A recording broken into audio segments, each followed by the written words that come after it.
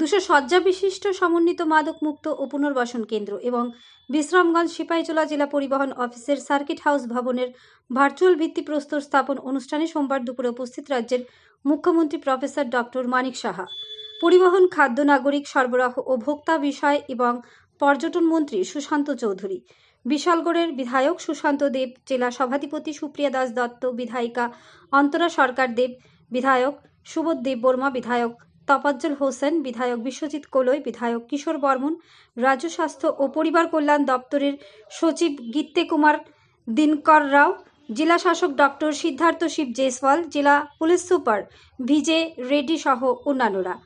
এদিনে রাজ্যের মুখ্যমন্ত্রী ও পরিবহন দপ্তরের মন্ত্রীর হাত ধরে সম্পন্ন হল জেলা 200 কোটি টাকা ব্যয়ে তৈরি হতে যাওয়া মাদক মুক্ত পুনর্বাসন কেন্দ্রের ভূমিপূজন। রাজ্যকে নেশামুক্ত করার লক্ষ্যে রাজ্য সরকার প্রতিনিয়ত প্রয়াস জারি রেখেছেন এবং ত্রিপুরা রাজ্যকে নেশামুক্ত করে ছাড়বে বলে বার্তা দিলেন মুখ্যমন্ত্রী। রাজ্য পুলিশ প্রশাসন নেশার বিরুদ্ধে কঠোর লড়াইয়ের ফলে রাজ্যের একাধিক থানা এবং বিভিন্ন অফিসাররা বেশ কিছুদিন পূর্বে বিভিন্ন সম্মানের সম্মানিত হয়েছেন বলে ব্যাখ্যা করেন।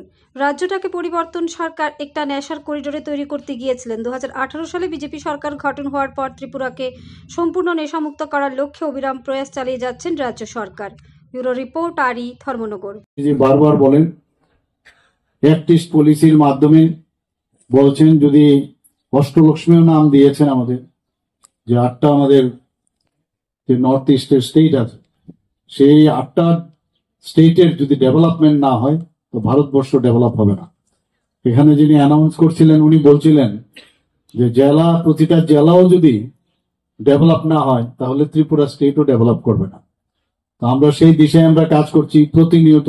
মাননীয় মন্ত্রী বাহাদুর বলেছেন যে স্কাই ইজ দ্য লিমিট, অন্তহীন ডেভেলপমেন্ট।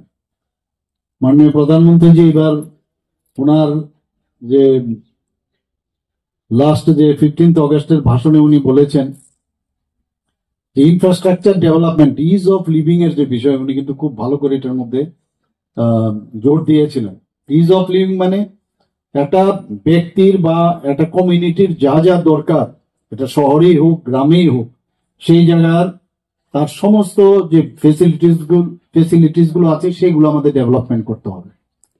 আমি আজকে এখানে PM ডিভাইন, যেটা prime minister development initiative for north east, এই যে প্রকল্প এখানে শুরু হলো, আমরা কেবি বিধানসভার মধ্যে প্রায়শই বিষয়ে অনেকে অনেক প্রশ্ন করেন, বিধায়করা কথা বলেন, আমাদের মন্ত্রী বাহাদুরও তার উত্তর দেন যে ড্রাগ আমাদের জন্য, ড্রাগ এডিকশনের যে একটা বিষয়, সেটা নিয়ে আমরা বারবার 2018 আগে আমরা বলেছি যে নেশাযুক্ত ছিল।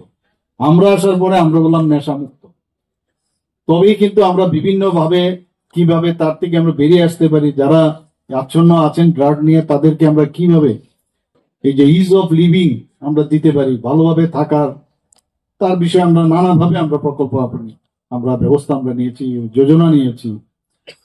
আমরা জানি যে এটা একটা সামাজিক ব্যাধি, এর থেকে বেরিয়ে আসা অনেক সময় আমাদের ব্যক্তিগত জীবনে আপনি দেখবেন, এটা পাড়াতেই হোক বা অফিসেই হোক, জানি না অফিসের কথা আমার জানা নেই, স্কুলেই হোক, সেখানে ইয়াং জেনারেশন দেখবেন একজন ব্যক্তি যে নাকি অলরেডি এডিক্টেড, সে খুঁজতে থাকে আর কাকে ধরা যায়।